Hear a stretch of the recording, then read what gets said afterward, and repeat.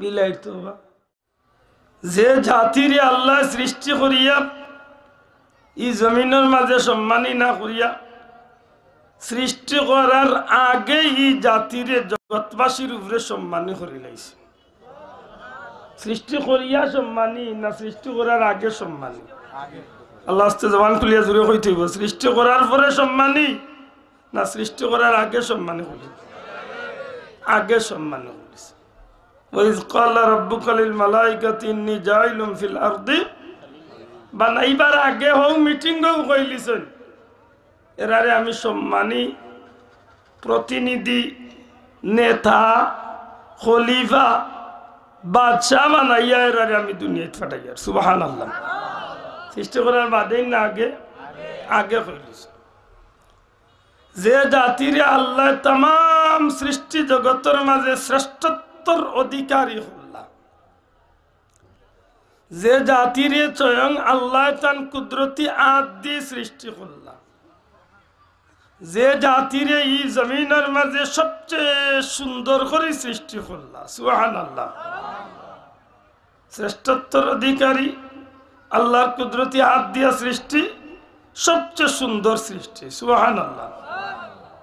ও জাতির বেলা এখানে আল্লাহ কইন আমি আল্লাহর দরা বড় শক্ত দরা।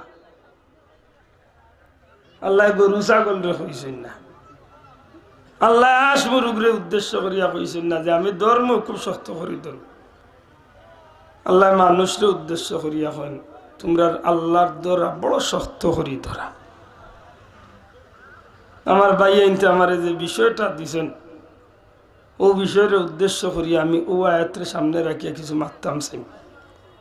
আল্লাহ গুলামরে কইবার তৌফিক দিতার, আপনারা বুঝিয়া তৌফিক আল্লাহ দিতা আপনি আমি আমল করিয়া যেন জান্নাতি হইতে পারি। হোক আমিন।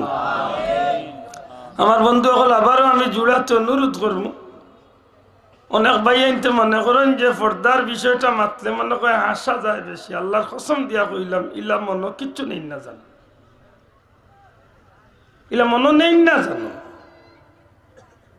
কারণ আমরা জানি যে এই জমিনের মাঝে একজন মুমিন মুসলমান যেই দিন তনে যে আল্লাহর গুলাম বান্দা বা আল্লাহর গুলাম বান্দি কলিমা পড়ি লাইছেন, ইসলামের গণ্ডির ভিতরে ঢুকি গেছেন, মাত বুঝেন জানো।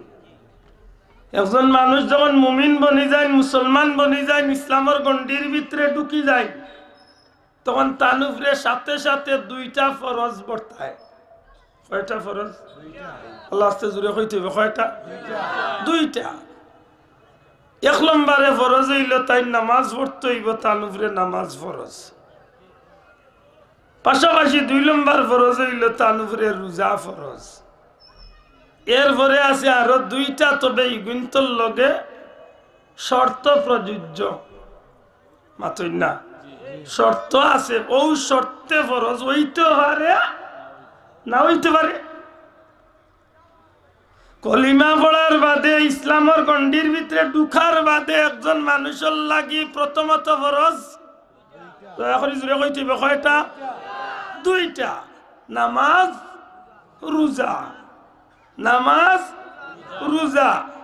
হজ ফরজ যদি নেশাব পরিমাণ সম্পদের মালিক আপনি হইন, আপনার খরচে আপনি বার্তনে মক্কাত ময়দানে আরাফাত হন গিয়া শান্তি মাথায় তাকিয়া হজ্জর খাস সমাধা করিয়া ফিরিয়া বাড়ি পর্যন্ত নিরাপদে আইবার খরচ আপনার কাছে হই যায়, বাড়িঘর নিরাপদে রাখার মতো সম্বল আল্লাহ আপনারে দিলায়, তখন আপনার উপরে হজ করা ফরজ। ঠিক তেমনি ভাবে নেশাব পরিমাণ সম্পদের মালিক হইলে আপনার উপরে জাকাত, আল্লাহ জুড়ে মাতকা জাকাত ফরজ। মাশাআল্লাহ, ওনা আমরা একটু মাতি যাই। ফরজ বিধান, ফরজ বিধান আল্লাহর তরফ থেকে নবী কামলিওয়ালার মাধ্যমে আল্লাহ যে ফরজ বিধান আমরার উপরে বর্তাইয়া দিয়েছেন, ফরজ ছাড়ার কোনো সুযোগ বন্দার আছে? আল্লাহ জুড়ে কইতে ছাড়ার কোনো সুযোগ আছে? খাল লাগি মুমিন মুসলমানের জুড়ে খাল লাগি মুমিন মুসলমানে ফরজ ছাড়বার কোনো সুযোগ বেদিন বেঈমান হইলে তো তার ভিন্ন কথা। ঠিক না ইনসাফ বলে বেঈমান বেদিন হইলে তার এগুলার ধরার কোনো বিষয় নাই ইমানদার হইয়া থাকলে মুমিন হইয়া থাকলে মুসলমান হইয়া থাকলে আল্লাহর গোলাম নবীর উম্মত হইয়া থাকলে আপনার উপরে নামাজ ফরজ রোজা ফরজ শর্ত সাপেক্ষে হজ ফরজ যাকাত ফরজ ফরজ বিধান যেইন সালমু কবিরা গুনাহ আল্লাহর রাস্তে আমার লোক একটু মারতে হইব যেইন সালমু দূরে কইতে হইব যে সালবা যেইন সালবা কবিরা গুনার আসামি যেইন সালবাইন কবিরা গুনার দায়ে আসামি মাপ পাওয়ার সুযোগ আছে নি আছে মাপ পাওয়ার সুযোগ আছে খালিস তওবা মাতকা মাপ পাওয়ার সুযোগ আছে একমাত্র খালিস তওবা খালিস তওবা ছাড়া মাপ পাওয়ার কোনো সুযোগ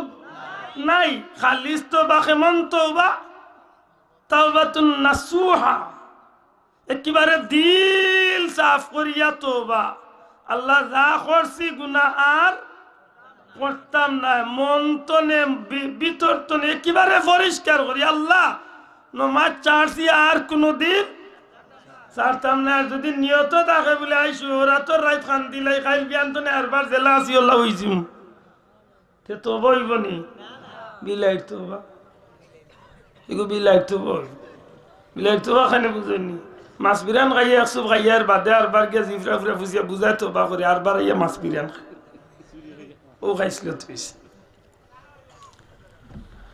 আমার বন্ধু হল ফরজ নামাজ চাললে কবিরা গুনার দায় আসামি কবিরা গুনা যেন করই নেন মাপ পাইবার সুযোগ আছে খালিস তওবা করলে মাপ পাইলিতা আর আল্লাহ যদি মাফ দিলেন তো আমরা কিছু করে আসেনি আল্লাহ মাফ দিতা ঠিক তেমনি ভাবে ফরজ রোজা ছাড়লে কবিরা গুনা আল্লাহ যদি সম্পদের মালিক বানায় হজ ছাড়েন হজ যদি ফরজ হয়ে যায় আপনি যদি হজ পালন করেন না এমত অবস্থা যদি এই ফরজ লইয়া আপনার মৌত হয়ে যায় নবীজি ফরমাইছেন হয় আপনি ইহুদি হইয়া মারা গেছেন না হয় নাসার হইয়া মারা গেছে দূরে হয় না নাউজুবিল্লাহ ঠিক তেমনি ভাবে নেশাব পরিমাণ সম্পদের মালিক হইলে আপনার উপরে যাকাত ফরজ যাকাত দিছেন না কবিরা গুনার আসামি এগুলো লাগি আল্লাহর কাছে মাফ চাইও মাফ পাইতে পারেন পারতা নাই আল্লাহু আলাম আল্লাহ বেশি জানেন তবে এই যাকাতর গুনাহ আপনার বংশ ক্রমাউপরে এই বিষয়টার একটা আসর রইব এই সম্পদের মাঝে একটা নাপাকি সৃষ্টি হইব শেষ পর্যন্ত আপনার বংশের মাঝে কলঙ্কর দাগ হল পড়ব নাউজুবিল্লাহ খুব সতর্ক আপনি আমি বেজাইতাম নাই আমি যে বিষয়টা মাত্রাম উদ্দেশ্য করছি আপনার নামাজ ফরজ রোজা ফরজ যে মুমিন মুসলমানের লাগি শর্ত ছাড়া যে মুমিন মুসলমান আল্লাহরে আল্লাহ বিশ্বাস করেন নবীরে নবী বিশ্বাস করেন ধর্মের উপরে তান আকীদাত ওগাত বিশ্বাস আল্লাহর গোলামের জিন্দেগিরে তান বিশ্বাস করিয়া ঈমান আনছেন তার লাগি নামাজ ফরজ ছাড়বার সুযোগ নাই রোজা ফরজ ছাড়বার সুযোগ নাই যেমনি ভাবে রোজা ছাড়লে নামাজ চাললে কবিরা গুনার দায় আসামি হইবা ঠিক তেমনি ভাবে একজন প্রাপ্তবয়স্ক পুরুষ এবং মহিলার লাগি মুসলমান একজন পুরুষ মহিলার লাগি আল্লাহর গোলাম নবীর উম্মত একজন মুমিন মুসলমানের নারী পুরুষের লাগি যেমনি ভাবে নামাজ ফরজ ঠিক তেমনি ভাবে পর্দা করা ফরজ